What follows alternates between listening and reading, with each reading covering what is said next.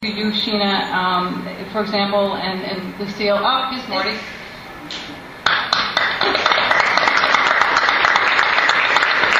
I already introduced you because we thought you were going to make a grand entrance. So please join us. Just a few words inside. A big rally outside. With the situation in Gina, Louisiana. So I encourage all of you, whenever this is completed, it'll probably still be going on outside, and we can certainly use every voice. But first off, Joan Bartolomeo, what can I say? She's a gem in Brooklyn, that's for sure. And the Brooklyn Economic Development Corporation, New York City Department of Small Business Services, and Assistant Commissioner Larry Scott Blackman, and the U.S. Economic Development Administration, and Ed Hummel. Thank you all for putting this together. And the experts from academic institutions and business services and the economic development groups who will lead today's discussions. Of course, we're profoundly grateful to all the members of Brooklyn's clergy, most important, for providing support and inspiration for our residents in good times and bad, and throughout the year for sure. In times of growth and change, it's our clergy and their devoted congregations who literally keep the faith. Faith is the bedrock of any strong community. And that includes Brooklyn, where Christian, Jew, Muslim, Buddhist, Hindu, and even those who don't know what they are united by a belief that we are all children of one Lord. Corporations, as you know, we see it every day, come and go for sure. Politicians come and go with term limits, they leave earlier, that's for sure.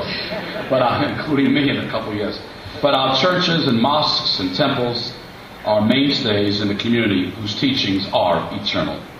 Because you have your finger on the pulse of Brooklyn's many diverse communities, politicians often look to clergy for wisdom. I know I always do.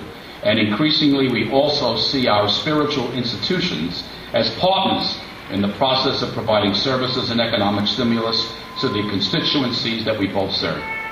And your roles continue to expand. Organizations like the Brooklyn Economic Development Corporation can help you explore resources that maximize the potential of faith-based properties while finding ways for you to join the solution to Brooklyn's affordable housing crisis, which is one that impacts so many of us in this borough. Let's face it, forming a local development corporation, navigating the complexities of real estate, and pursuing smart, sustainable development are not easy.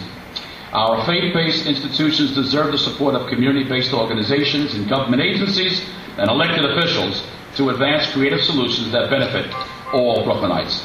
I'm talking about creative solutions like the affordable housing that East Brooklyn Congregations has developed in Brownsville and East New York. It's certainly a role model for all of us. And hundreds of units currently underway at Gateway Estates residences, with 1,000 more planned. And the 94-unit Quincy senior residences and many other projects at the Bridge Street Development Corporation, development arm of the Bridge Street AME Church. Of course, this conference today provides a perfect opportunity to network and set some creative projects like those in motion.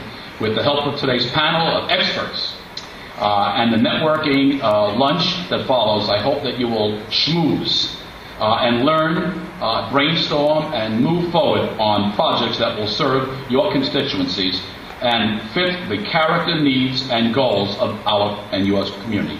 Because, as I always say, if it's good for Brooklyn's church community, it's good for Brooklyn, period. Thank you all so very, very much. Thank you, John.